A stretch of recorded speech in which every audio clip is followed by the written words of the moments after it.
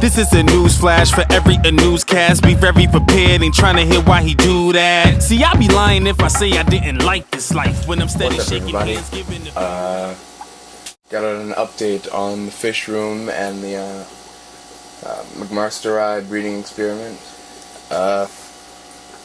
So far left tank still got the baby cockatoo cichlid fry.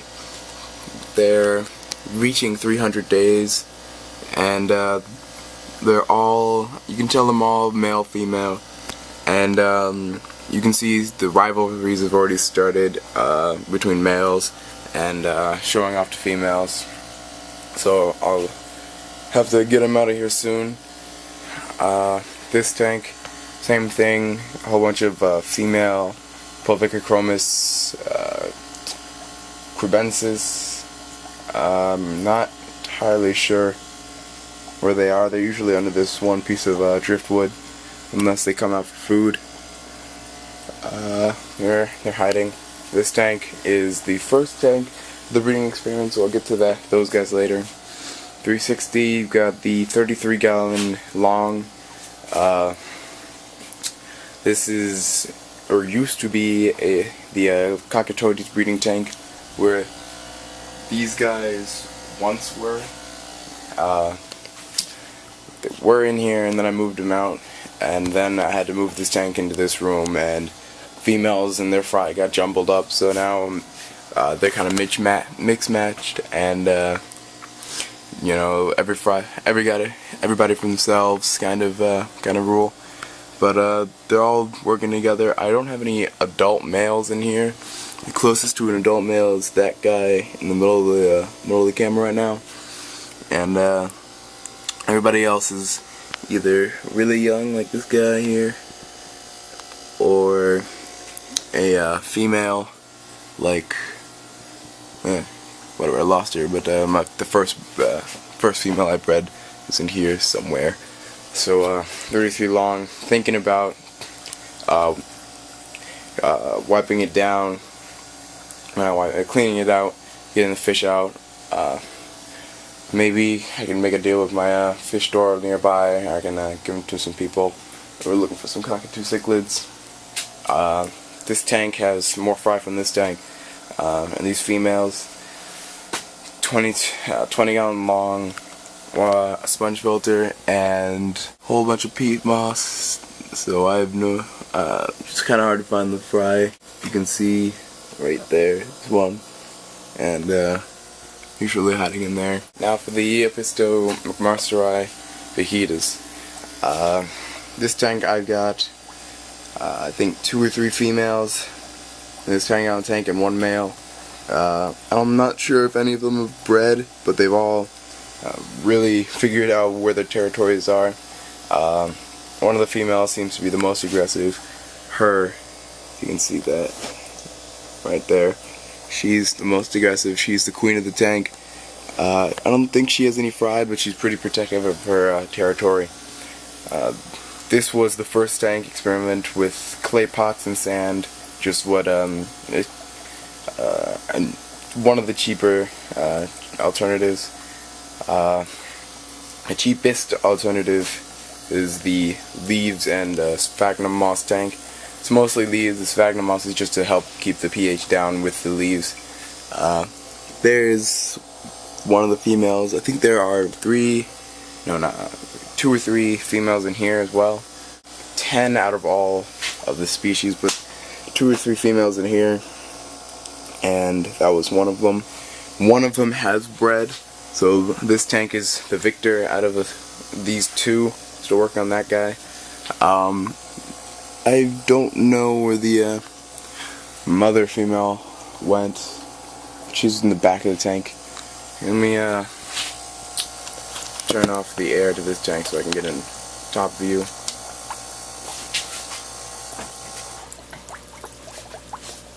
Alright, so you can find her there in the corner, back. You should be able to see her. Zoom in. Right there in the middle of the frame. She's got fry. I'm not sure this camera's gonna be able to find them, but she's got maybe a week-old fry in here. They're just getting out of their yolk sac, so I'm feeding them Rapashi's Spawn and Grow, and about to go get some frozen baby brine shrimp and some brine shrimp eggs. There's also a male guppy in here. It's just dither fish. Alright, and the third tank, driftwood. The driftwood tank. Right now, the only thing in here are tiny snails and driftwood and some sphagnum moss. Right now, I'm just letting the tank go through its beginning cycles, just get it ready, and then I'm going to move the male in here and the other female in here into this tank to get them out of the fry's way, and let the female do her job. Going to be a challenge considering I have to get through all these leaves and then find them. It's a pain in the butt. As my last video, you can tell I took out a lot of the leaves in here. The level used to be up to here, and you'd only be able to see that male guppy and one of the females and one of the males every once in a while, and it was kind of a pain. I couldn't tell if they were breeding or not. Obviously they were, but couldn't tell if they were.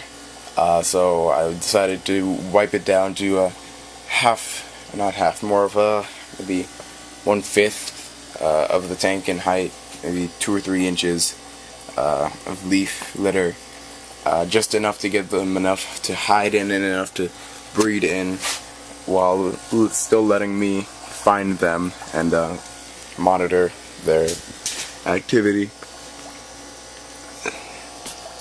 So this tank, out of these 2 tanks, the leaf tank 1, reasons why I already predicted this would happen, but let me sit the camera down. The reasons why out of those 2 tanks, the leaf litter 1 was because, first reason, leaf litter is a natural habitat. Obviously these guys have been bred in captivity for generations, but they still have the instinct to breed in the most dense, complicated, hard to figure out places. 2, the attributes of the leaf litter and the sphagnum moss that are in this tank help to lower the pH and keep it low. This is where it gets the brown, teaish color of the water, which is also in the natural habitat. Keeps the pH really low, and really helps the eggs. Get fertilized and still grow and hatch into the fry, and helps keep the fry alive, because the fish can handle higher pHs up to maybe 7.0, 7.5 even, once they're adults and juvenilines. But as eggs and fry, they really need that really low pH to keep them going. So that's one of the reasons they won in this tank. Third reason they won is because they have enough territory and enough complex leaf litter and crazy tunnels and stuff in and out of the leaf litter that the females didn't see each other enough to get distracted from breeding and just try and kill each other all the time. And fourth reason they won, I'm just going to go out on a little, maybe it might have helped that there was only one male in this tank. There was only one male in each tank, but in this tank he had more time to get between females without them hogging him or kicking him out of their territory. And the clay pot tank, it works well. You can still breed fish in there, but it just, one, it doesn't look as cool as the leaf litter, and it's natural. It's a leaf litter. It can get a bit more expensive depending on where you're buying your pottery. I mean, Home Depot, Lowe's, they have the cactus pots and the regular flower pots for $1, $3.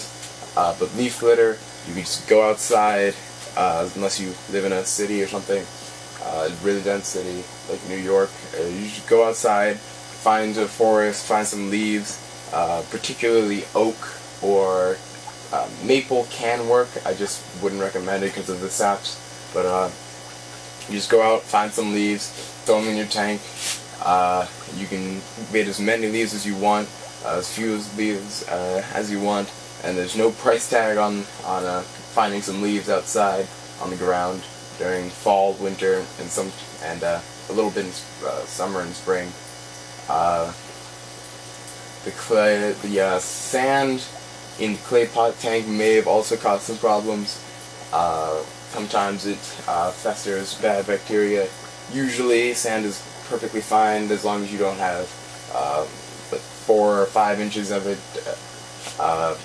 Play sand from Home Depot and Lowe's, the sand that they use in child sand boxes, that's fine, but you can only use such a finite amount. It doesn't really help so much as to just give a bit of an appearance to it.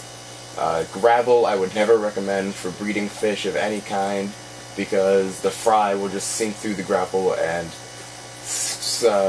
die down there because they can't find enough food. Third reason, what am I on? Not third, fifth, sixth, whatever I'm on. The sphagnum moss and the leaf litter lower the pH, and the clay pots, obviously they're just clay pots, they didn't do anything special. The pH was monitored by the regular water that I had in the water change barrel over there, which has got like 3 bags of sphagnum peat moss. If I can find one of the bags, I can show you what they look like, but I'm not finding my last one. But whatever, maybe a 2-3 foot tall bag of sphagnum moss in the trash can that I use for water changes, and some leaf litter that was in here. So their pH was just as everyone else's were, and the leaves really helped to bring it back down to their what they needed to breed at. Still gonna try and breed the ones in the clay pot tank. I'm thinking about taking one of the males and one of the females out, putting them in the driftwood tank to the far right, and seeing how they like driftwood. My predictions for driftwood, probably gonna be just as, maybe just a little bit worse than the leaf litter, because the more space to see each other, but the benefit of driftwood is that if you get the coolest looking piece of driftwood you can find, that has the most crevices and most cracks and most tunnels and whatever, you can also drill through your wood with a large enough drill bit for the fish to get through, so you can even make the caves in the wood. And again, driftwood helps lower the pH, especially Mopani driftwood that hasn't been sterilized or anything. That really helped bring it down. Or natural driftwood, you can go out to your stream and find some. You'll have to sterilize that though, just to get all the critters and bacteria out that you don't want in your tank. That's the experiment, and alright, what's up everybody? Again, second part of the video. Turns out I was completely wrong. I did not realize this in the video, the first half of this video. Not half, the part, it's gonna be less than half. But it seems that though this tank still won, this tank does indeed have fry. This giant clay pot, 2 cactus pots stacked on top of each other. Won't be able to see without a flashlight, but there are fry in there. One of the females managed to have some. They're still very much with yolk, so it'll be a while till they're ready. But if you can, let me try and get a better focus. can see in the back all those little stripes that are kind of jiggling around. Gotta focus this camera. Those are all fry, and let's try it now. Yeah, there we go. You can see those fry in there. They're still really young, obviously, but I am very happy that my McMarsty, I've got 2 batches of fry now, and it's nice to get away from the cockatoides for a while. Yeah, it was nice breeding these guys, but I'm gonna have to say goodbye soon. It's kinda sad. Definitely gonna keep maybe a third of them, maybe a fourth of them, the best males I can find, the best females I can find to keep them going. But I just won't be breeding them as big a scale as this. Probably be moving these guys into this tank. So say maybe your last goodbye to these guys. Soon they might all be gone. When I'm steady shaking hands, giving a few laughs. See, this is only the beginning, mommy. A beginning, I don't think that's ever ending, mommy. My ex said, why you be on your Charlie Sheen shit? Because I'm winning, mommy. Everything is at where it belongs. From the weight you put on to the love you have for people.